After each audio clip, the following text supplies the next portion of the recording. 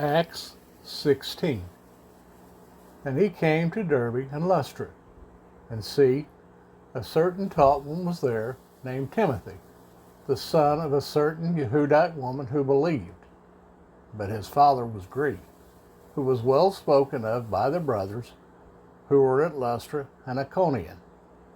Shaul wished to have this one go with him, and he took him and circumcised him because of the Yehudim who were in those places, for they all knew that his father was Greek. And as they went through the cities, they delivered to them the regulations to keep, which were decided by the emissaries and elders at Jerusalem. Then, indeed, the assemblies were strengthened in the belief, and increased in number every day. And having passed through Phrygia and the Galatian country, they were forbidden by the set-apart Spirit to speak the word in Asia. When they came to Mysia, they tried to go into Bithynia, but the Spirit did not allow them. And having passed by Mysia, they came down to Troas. And in the night a vision appeared to Shaul. A man of Macedonia was standing begging him, and saying, "Come over to Macedonia and help us." And when he saw the vision, immediately we sought to go to Macedonia, concluding that the Master had called us to bring the good news to them. Therefore, sailing from Troas, we ran a straight course to Samothrace, and the next day to Neapolis, and from there to Philippi, which is the principal city of that part of Macedonia, a colony, and we were staying in that city for some days. And on the Sabbath day we went outside the city by a river, where there used to be prayer, and having sat down we were speaking to the women who met there. And a certain woman named Lydia, a seller of purple from the city of Thyatira, worshipping Elohim, was hearing, whose heart the Master did open to pay attention to what Shaul said. And when she was immersed, and her household, she begged us, saying, "If you have judged me to be believing in the Master, come to my house and stay." And she urged us. And it came to be, as we went to prayer, that a certain slave girl possessed with the spirit of Phuthon did meet us, who brought her masters much profit by foretelling. Having followed Shaul and us, she cried out, saying, "These men are the servants of the Most High Elohim, who proclaim to us the way of deliverance." And she was doing this for many days. But Shaul, greatly annoyed, turned and said to the Spirit, "I command you in the name of Yeshua Messiah to come out of her."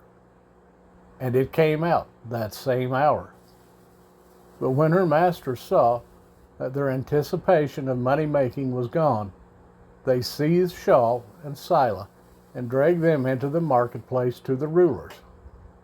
And having brought them to the captains, they said, "These men, being Yehudim, greatly disturb our city, and they proclaim practices which are not right for us to receive nor to do, being Romans."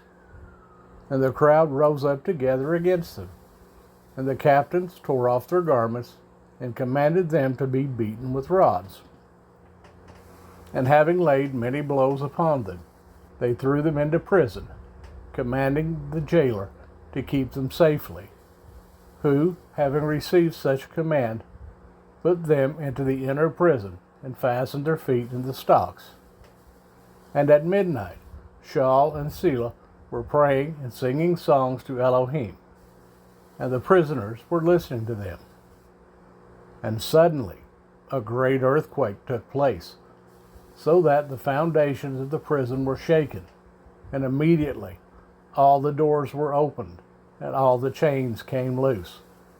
And the jailer, awakening from sleep, and seeing the prison doors open, thinking the prisoners had fled, drew his sword and was about to kill himself. But Shaul called with a loud voice, saying, "Do no harm to yourself, for we are all here." And asking for a light, he ran in, and fell down trembling before Shaul and Silas. And having led them outside, he said, Masters, what do I have to do to be saved? And they said, Believe on the Master, Yeshua Messiah, and you shall be saved, you and your household. And they spoke the word of Jehovah to him, and to all who were in his house. And taking them in that hour of the night, he washed their wounds, and immediately he was immersed, he and all that were his. And having brought them into his house, he set food before them, and he rejoiced with all his household, having believed in Elohim. And when day came, the authorities sent the officers, saying, Let these men go. And the jailer reported these words to Shaul, saying, The captains have sent to let you go. Now then, come out and go in peace. But Shaul said to them, They have beaten us publicly, uncondemned, being Romans. They have thrown us into prison, and now do they throw us out secretly? No, indeed. Let them come themselves and bring us out. And the officers reported these words to the authorities, and they were afraid when they heard they were Romans. And having come, they pleaded with them and brought them out, and asked them to leave the city. So coming out of the prison, they went to Lydia, and seeing the brothers, they encouraged them and went forth.